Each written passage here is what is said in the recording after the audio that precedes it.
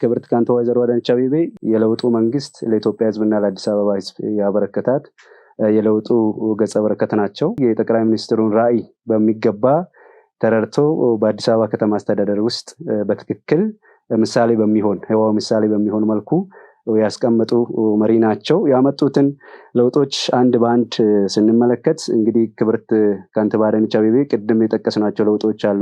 ጠቅላይ ሚኒስትሩ ምንድነው ማሳካት የፈለጉት እንደ ሀገር ለውጡ ምንድነው ማሳካት የፈለጉ የሚለውን ስንመለከት የመጀመሪያው ሰላምን ማስፈን፣ የፖለቲካ ምህዳርን ማስፋት፣ የዜጎችን የልማት ተጠቃሚነት ማረጋገጥ፣ እንደገና የዜጎችን ህይወት ማሻሻል፣ የከተማውን ገጽታ ቀየርና ዜጎች ከልማቱ ተጠቃሚ እንዲሆኑ የመዝናኛ ስፍራዎችን መፍጠር፣ እንደገና ሰፋፊ መንገዶች በከተማ ውስጥ እንዲኖሩ ዓለም አቀፍ ስታንዳርድ የጠበቀች ከተማ እንድትሆን የፊልም ኢንዱስትሪያችን እንኳን ሲኒማ ኮሪደር ልማት በተጀመረበት አካባቢ ሁሉ ይከፈታል። እንግዲህ አሁን በቅርቡ የተመረቀውንም የሲኒማ አዳራሽ የምንመለከተው ነው የሲኒማውን ፕላዛ።